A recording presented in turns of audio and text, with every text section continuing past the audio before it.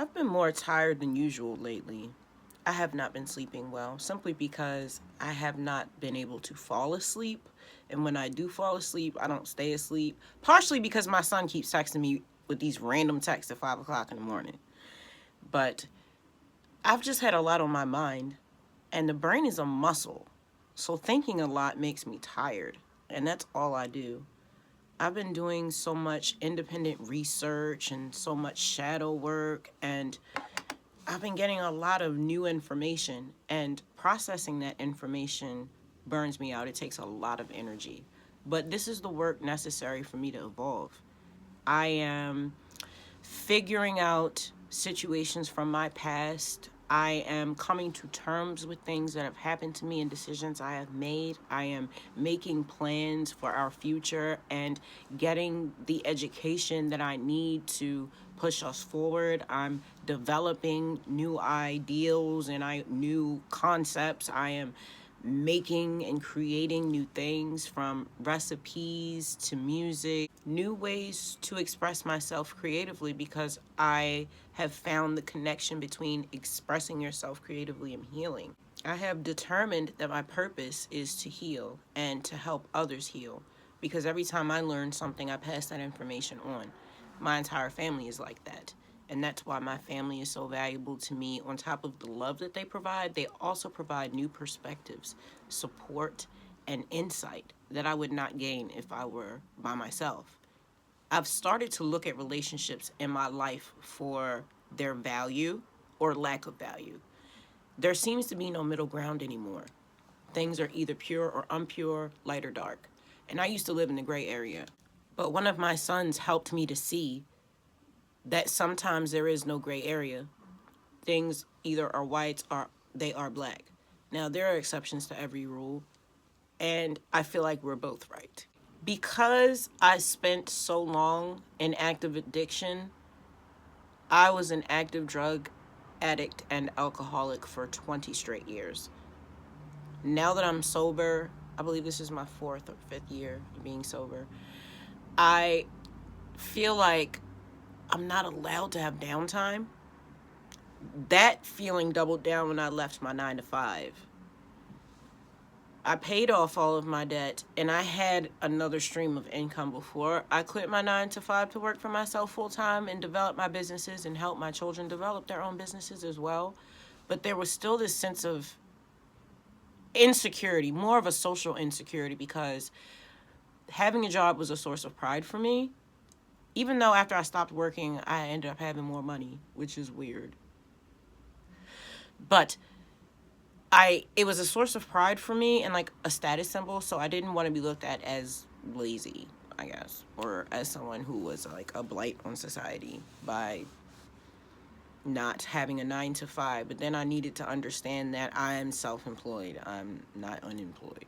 So, not saying that unemployed people don't have value. Everyone has value. I am learning to honor my body and to honor my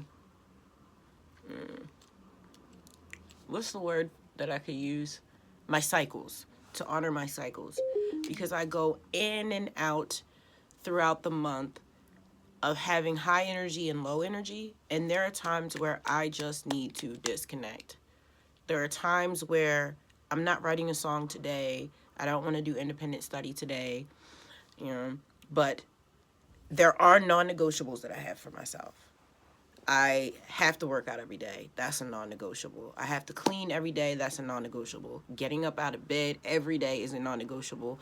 And doing my videos every day is a non-negotiable. Those are things that I do not allow myself not to do, because I have connected the decisions that I make today with the success or failure of my entire bloodline. So I always think 100 years in advance.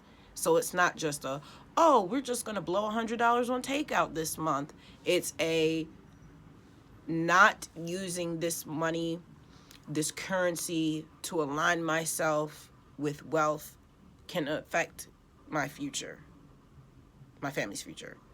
Because in this country, the middle class is being wiped out. You're going to be poor, or you're going to be wealthy, or you are not going to exist here if we keep going in the direction that we are going on this timeline now. I'm open to things being different, but I'm going to plan like that is a possibility, because things are either, possible or probable, and it's very possible and more than probable. So go ahead and plan for that. Sticking to my non-negotiables every day that I just listed helps me not guilt myself into not taking breaks, because there are always these foundations that I stick to.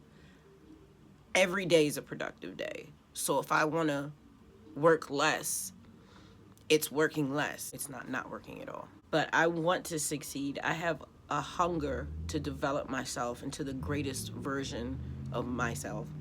So I understand now that needing a break is not laziness, because laziness is a mental thing.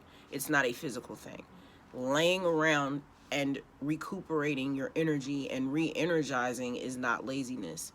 In your mind, allowing yourself excuses to not make moves that will increase your value, that's laziness.